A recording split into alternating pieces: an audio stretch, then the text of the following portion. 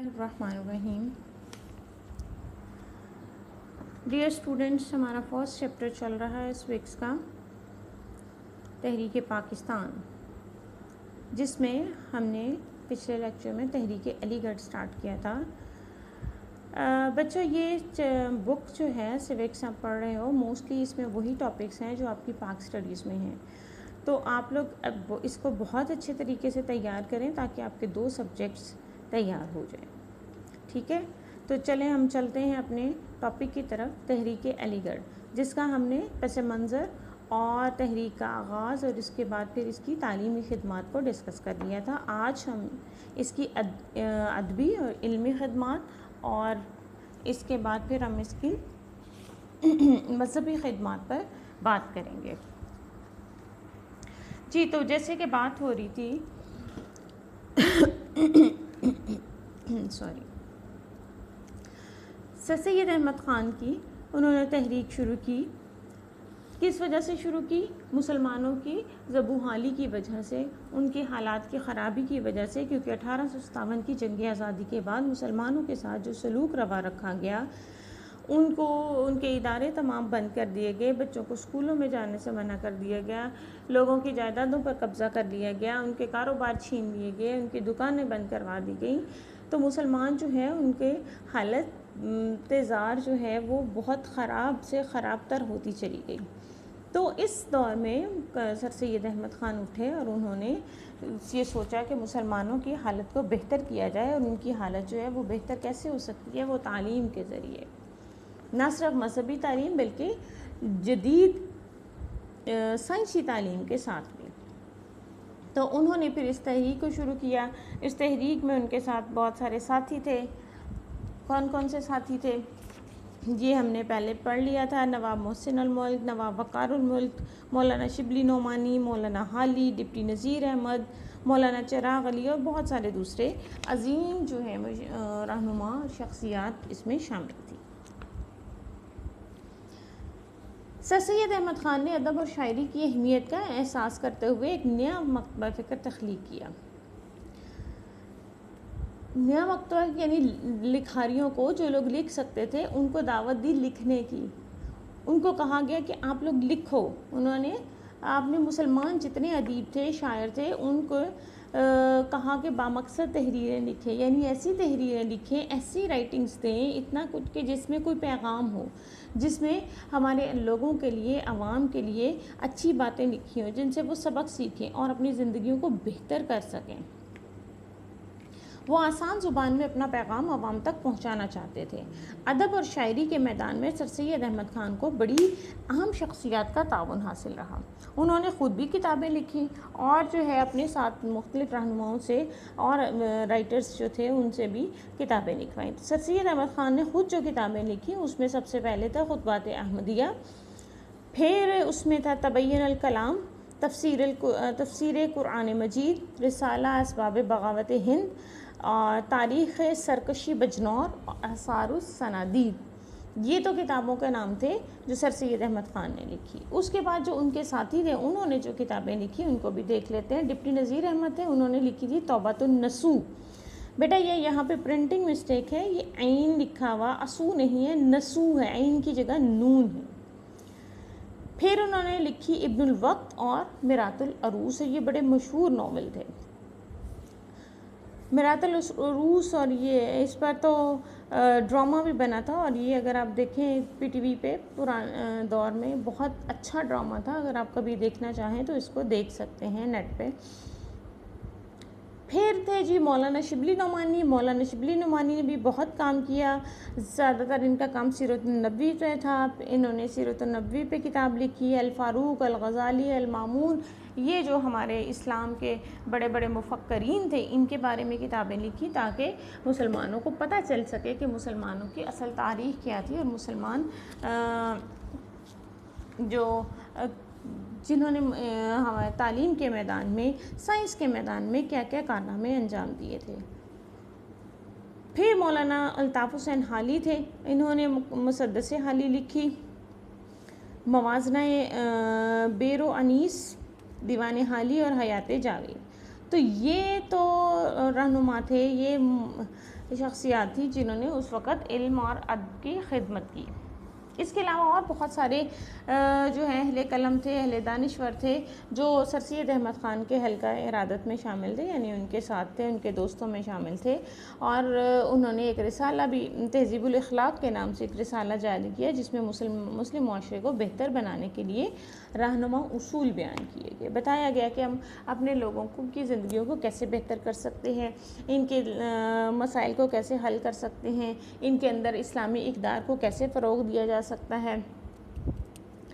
फिर 1857 में उर्दू हिंदी तनाज़ा पैदा हुआ तो सर सैयद अहमद ख़ान ने उर्दू के तहफ़्फ़ुज़ के लिए उर्दू डिफेंस सोसाइटी बनाई। इस सोसाइटी ने मुसलमानों की ज़ुबान, सकाफ़त और अखलाकी कदरों को बचाने के लिए अहम खिदमत सर अंजाम दी। तो ये तो थी इल्मी और अदबी खिदमत। इसके बाद अब हम देखते हैं मज़हबी खिदमत। यानी सर सैयद अहमद ख़ान ने न सिर्फ तालीम में दीन की, मज़हब की बात भी की और उसकी तालीम के लिए भी कोशिश की। सर सैयद अहमद ख़ान ने इस्लामी तालीमात के फ़रोग़ के लिए काबिल कदर इक़दाम उठाए। आपने मज़हबी नौइयत की मुतअद्दिद किताबें ख़ुद भी लिखी और अपने साथियों से भी तहरीर करवाई। तफ़सीर कुरान, खुतबात अहमदिया, तबय्युन अल कलाम, रिसाला अहकाम तोआम अहले किताब समेत कई कुतब और किताबचे लिखे। सर सैयद अहमद ख़ान को जदीद और साइंटिफिक अंदाज में जितनी अपनी राइटिंग से उसको पेश करना चाहते थे ताकि मगरबी दुनिया के मुफक्किरीन और अवाम इससे मुतासिर हो। इन दिनों मुसलमानों के ख़िलाफ़ ईसाई मिशनरियों ने महाज खोल रखे थे। सर सैयद ने दोनों कौमों के दरमियान मुफाहमत की राह अपनाने पर जोर दिया जो नफ़रत पाई जाती थी ईसाइयों के दरमियान और दूसरे मज़ाहिब के दरमियान, उनको ख़त्म करने की कोशिश की। तबय्युन अल कलाम जो इनकी किताब थी उसमें कुरान पाक और बाइबल के मज़ामीन का मुआज़ना करके साबित किया कि दोनों अल्लाह ताला की किताबें हैं और इसमें कोई तज़ादत नहीं है। बाइबल समझने के लिए आपने एक यहूदी से इब्रानी ज़ुबान भी सीखी।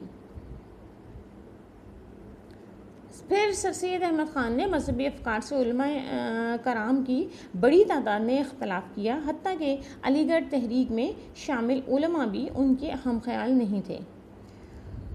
सर सैयद के नज़रियात की वजह से उनके ख़िलाफ़ फतवे जारी किए गए, उन पर कातलाना हमले किए गए। इख्तलाफ अपनी जगह, लेकिन सर सैयद का मकसद नेक और मस्बत था। बेटा ये हमेशा से होता आया है, जब भी कोई शख्स कोई उठता है, कोई बड़ा काम करता है, कोई लोगों की खिदमत करने लगता है तो उस पर बहुत सारे लोग जो हैं जो कुछ नहीं कर सकते वो सिर्फ एतराज़ करते हैं, उन पर बहतान लगाते हैं, बहुत सारे फतवे लगा देते हैं।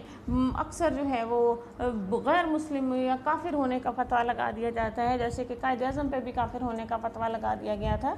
तो ये बहुत सारी चीज़ें जो हैं वो बहुत सारे लोगों के हमेशा चलती रहती हैं। तो इन सारी चीज़ों को, ये बड़े मकासद जिन लोगों के सामने होते हैं और जो बड़े मकसद लेकर चलते हैं, उनको इन तमाम चीज़ों का हमेशा से सामना करना पड़ता है। ईसाई मिशनरियों की सरगर्मियों का भी सर सैयद अहमद ख़ान ने मुकाबला किया और विलियम म्योर ने अपनी किताब लाइफ ऑफ मोहम्मद में हुज़ूर सल्लल्लाहु अलैहि वसल्लम के ख़िलाफ़ नाजेबा अल्फाज इस्तेमाल किए। इस्लाम पर रकीक हमले किए गए तो सर सैयद खामोश ना बैठ सके। यानी उस वक्त जो है, उस दौर में जब सर सैयद अहमद ख़ान की ये तहरीक चल रही थी, जब जो इस पर काम कर रहे थे, तो एक राइटर था विलियम म्योर, अंग्रेज़ राइटर था। उसने एक किताब लिखी लाइफ ऑफ मोहम्मद और उसमें हमारे नबी पाक सल्लल्लाहु अलैहि वसल्लम के बारे में नऊज़ुबिल्लाह गलत अल्फाज का इस्तेमाल किया, तो जिसका जवाब सर सैयद अहमद ख़ान ने दिया। उन्होंने इंग्लिस्तान में विलियम म्योर की तहरीक की तरदीद में खुतबात दिए जो बाद अज़ा खुतबात अहमदिया के नाम से छपे। सर सैयद ने इस किताब का अंग्रेज़ी में भी तर्जुमा किया। यानी वो मुख्तलिफ मौके पर जाकर खुतबा देते थे और कहते थे कि इसने यह चीज़ें गलत की हैं, अपने नबी सल्लल्लाहु अलैहि वसल्लम को डिफेंड करते थे। तो बाद में वही सारी चीज़ें जो हैं वो किताबी शक्ल में छप गई। इसके बाद आ जाती हैं जी हमारी मुआशी और मुआशरती खिदमत।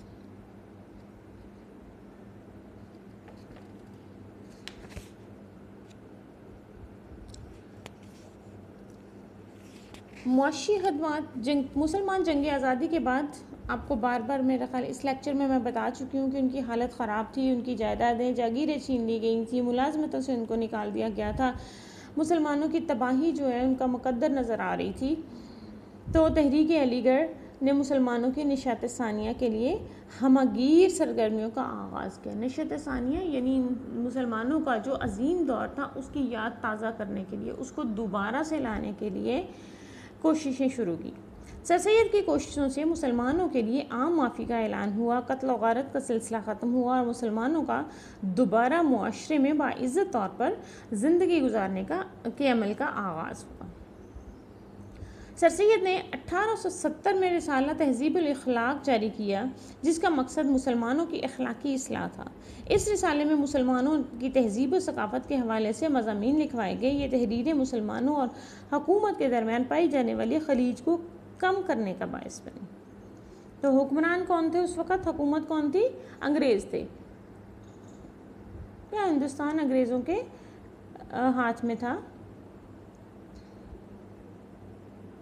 फिर मुसलमानों को इताब से बचाने के लिए सर सैयद अहमद ख़ान ने एक किताबचा लिखा, जिसे लॉयल मोहम्मडन्स ऑफ इंडिया का उन्वान दिया गया। इस किताबचे में मुसलमानों की खिदमत गिनवाई गई और हुकूमत को अपना रवैया बदलने पर आमादा किया गया। यानी हुकूमत को कहा गया कि मुसलमानों ने आपके लिए कैसे कैसे खिदमत अंजाम दी हैं, किस किस तरीके से आपके साथ वो चले हैं, और अब आप मुसलमानों के साथ जो सलूक कर रहे हैं, वो नारवा सलूक कर रहे हैं, वो मुसलमान इसके मुस्तहिक नहीं हैं, क्योंकि मुसलमानों ने आपके लिए बहुत सारी खिदमत भी सर अंजाम दी हैं। फिर रिसाला इसबाब बगावत हिंद लिख कर सर सैयद ने वो इसबाब गनवाए जो 1857 की जंग आज़ादी का बायस बने। यानी क्यों 1857 की जंग आज़ादी हुई, मुसलमान क्यों उठ खड़े हुए थे अंग्रेज़ों के ख़िलाफ़, उसकी वजूहात क्या थी। सर सैयद अहमद ख़ान ने यह साबित करने की कोशिश की कि जंग आज़ादी 1857 का एक अहम सबब अंग्रेज़ों का मुसलमानों और दीगर अक़वाम के ख़यालात और सकाफ़त से लाइल्मी था। सर सैयद ने ज़्यादा जिम्मेदारी अंग्रेज़ आमलों पर आयद की और कहा कि अवाम से दूरी की पॉलिसी बगावत की फूट पड़ने का सबब थी। इस रिसाला की 500 कॉपियाँ छपवा कर बरतानवी पार्लियामेंट के अरकान और दीगर अंग्रेज़ अमायदीन जितने थे उनमें तकसीम की गई। तहरीर का असर दिखाई दिया और हुकूमत ने आइंदा किसी बगावत के इम्कान को दूर करने के लिए सर सैयद के मशवरों को काबिल अमल समझते हुए अपनी पॉलिसियों का हिस्सा बना दिया।